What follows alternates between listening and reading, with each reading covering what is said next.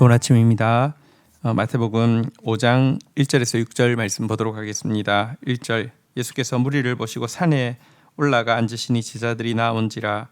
2절 입을 열어 가르쳐 이르시되. 3절 심령이 가난한 자는 복이 있나니 천국이 그들의 것이며. 자, 이제 예수님께서 이 자기를 따르는 자들에게 하나님의 말씀의 핵심이 무엇인지를 가르치고 있는 산상수훈의 내용입니다. 사실 구약의 5번째 책인 신명기는 모세가 율법에 관해서 설교한 내용인데요. 마태복음의 5번째 장은 모세의 율법에 대해서 재해석을 하시는 예수님의 설교입니다. 그리고 이 신명기는 에발산에서 선포된 설교인데요.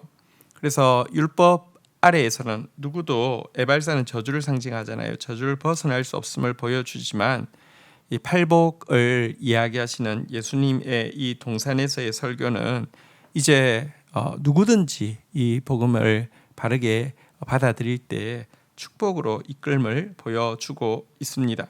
예수님은 은혜로 말미암는 구원의 새 시대를 이제 그 율법으로 말미암는 심판의 옛 시대가 아니라 은혜로 말미암는 구원의 새 시대를 선포하면서 율법의 참된 뜻을 이제 선포하고 있는 내용입니다.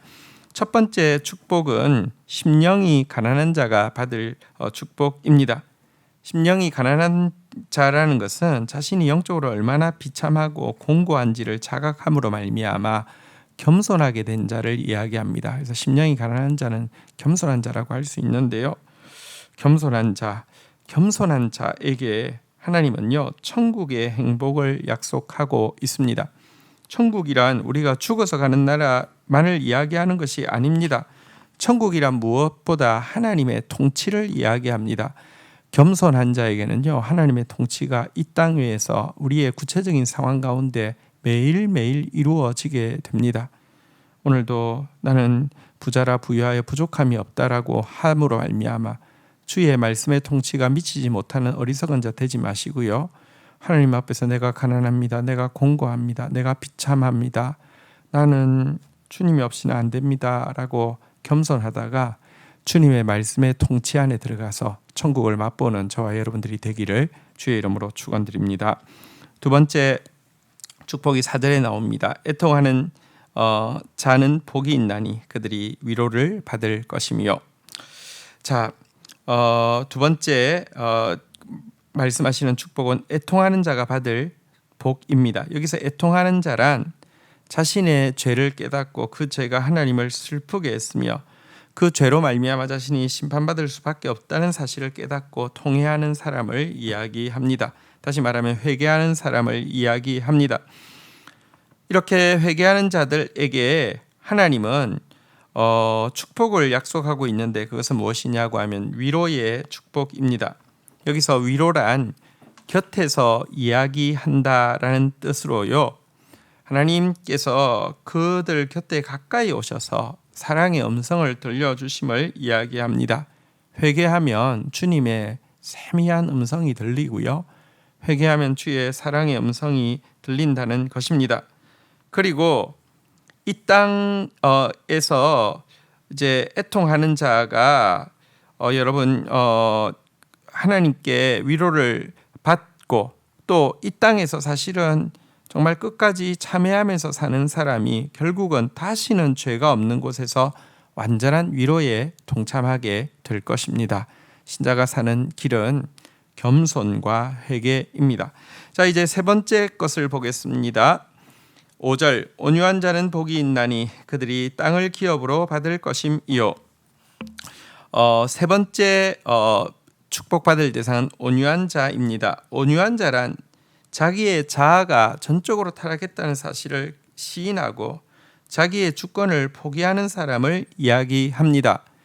내가 판단하고 내가 결정하고 내가 선택하고 이것 여러분 내가 아는 것, 그런데 하나님이 아시는 것에 비하면 내 아는 것은 여러분 아는 게 아닙니다. 제가 계속 이야기하지만 인간이 무언가를 볼 수 있습니다. 그러나 그것은 조그만 바늘 구멍을 통해서 가까이서 이 코끼리를 본 것에 지나지 않습니다. 발톱만을 본 사람은 이렇게 코끼리는 돌덩어리다 이렇게 이야기할 수 있을 거고요. 꼬리 털만 본 사람은 코끼리는 털복숭이다 이야기할 수 있을 것이고요. 상아만 본 사람은 코끼리는 이렇게 아이보리 색깔이다 이렇게 이야기할 수 있지만 다 틀린 거지 않습니까? 그런데 내가 거짓말한 건 아니죠. 나는 상아를 봤기 때문에 이야기하고, 나는 발톱을 봤기 때문에 이야기하고, 나는 꼬리 털을 봤기 때문에 이야기하는 것입니다. 그런데 온전한 그림 앞에서 내가 정직했고 내가 본 게 맞았다 할지라도 틀렸잖아요. 하나님 앞에서 자기를 부인한다는 말이 무슨 말인지 아직 이해 못하시는 성도들이 참 많습니다.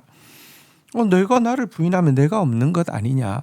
근데 여러분, 우리는 나 자신의 판단, 나 자신의 지정의보다 하나님을 더 믿는 사람이잖아요. 그죠?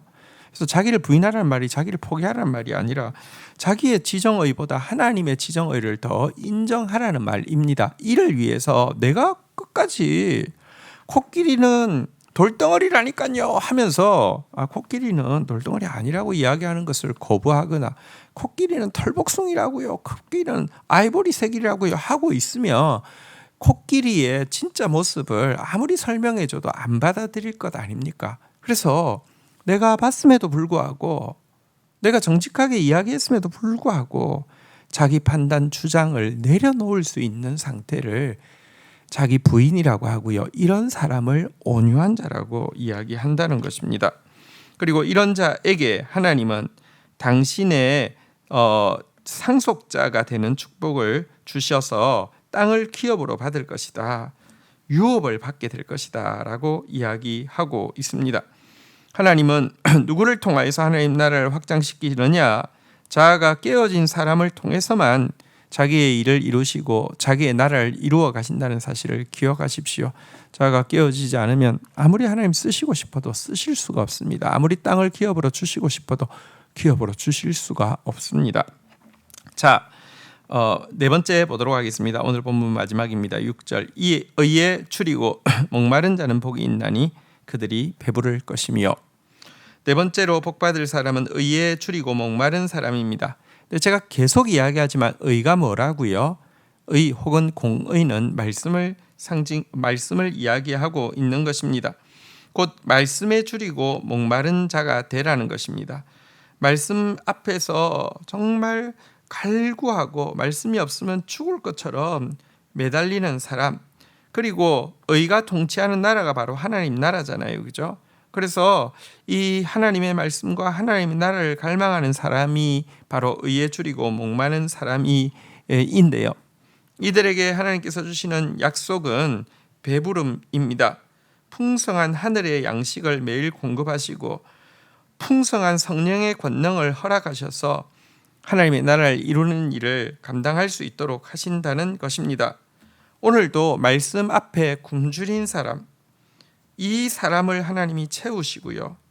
채워진 이 사람을 통하여서 하나님은 하나님의 일을 하십니다.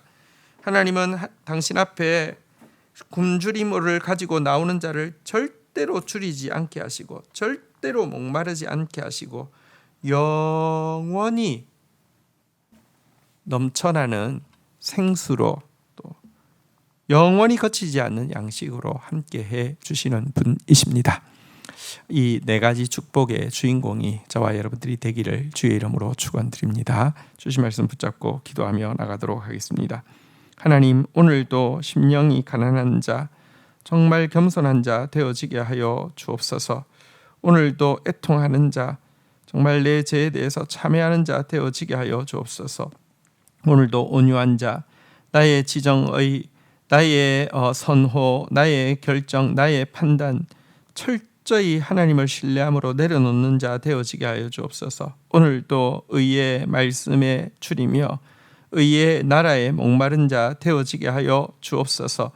그리하여서 정말 주님의 통치 안에 들어가게 하여 주시고 주님이 바로 곁에서 속삭이면서 사랑을 말씀해 주는 자 되어지게 하여 주시고 하나님의 나라를 기업으로 받으며 하나님의 말씀으로 배부르며 하나님의 말씀 받은 그 힘 가지고 하나님 나라 이루어가는 주의 백성들 되게 하여 주옵소서. 예수님의 이름으로 기도 올립니다. 아멘.